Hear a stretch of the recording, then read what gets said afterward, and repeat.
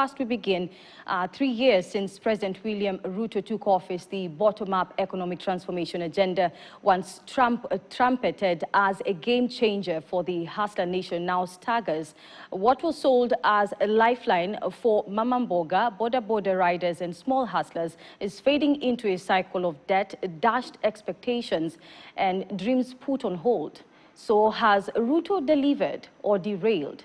Vera Mora takes stock of Ruto's 3-year scorecard, the hits, the misses and the promises still hanging in the balance even as the president prepares to address the nation in his State of the Nation address today. As the president prepares to address the nation Thursday, majority of Kenyans, among them mama mboga, border operators, small-scale farmers and the hustlers, or can we just say in general the bottom-up agenda beneficiaries, cannot help or wonder what new promises he could make that is different from what he said while in campaign mode. Tulikubaliana mambo ya bottom up. Wale wako chini tuwainue ndio sisi wote tuishi kama ndugu. Tulikuwa tuna matarajio kubwa sana, lakini mpaka saa hii ile pesa watu walikuwa nayo ni kama imetoka kwa mfuko. Hiyo watu waboka ndio wanafinyilio hivi. Sasa kusema walisema, lakini matendo bado hatujaona sisi. Access to affordable loans was another promise in the Kenya Kwanza administration manifesto. The Hustler Fund, once hailed as a bottom-up financial revolution, is now buckling under the weight of over 6 billion Kenyan shillings in unpaid loans. And perhaps sensing the clock ticking on its promises, the Kenya Kwanza administration launched the Nyota program, which was meant to shine the light on the youth. Yet, ironically, its criteria dims that very light, locking out youths past the post-secondary education. Meanwhile, joblessness still stalks the youth, despite the promises of job creation through housing and digital economy. Kila ward tutakuwa na ICT hub.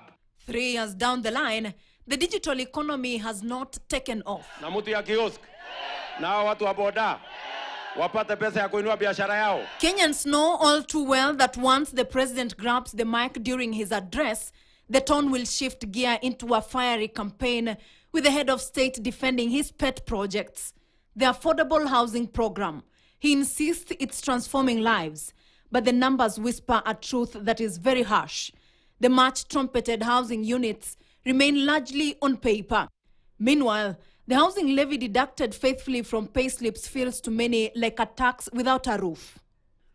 But these are not the only stalled projects. Perhaps this time the president will finally address allegations circulating online on how the government has been deceiving Kenyans.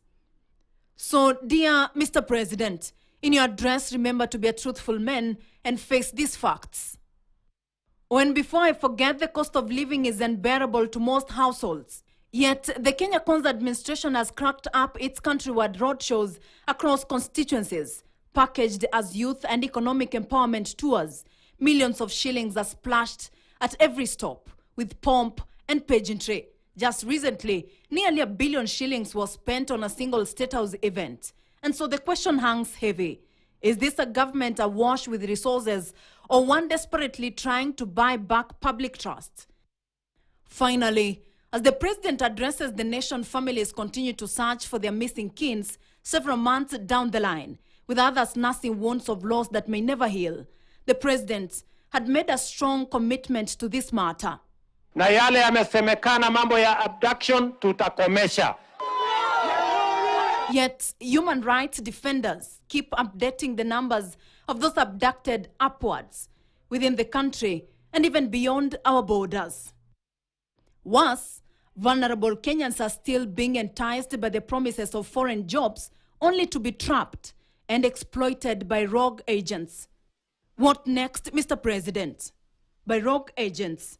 What next, Mr. President? Vera Mora, KTN. Thank you for that report, Vera Mora.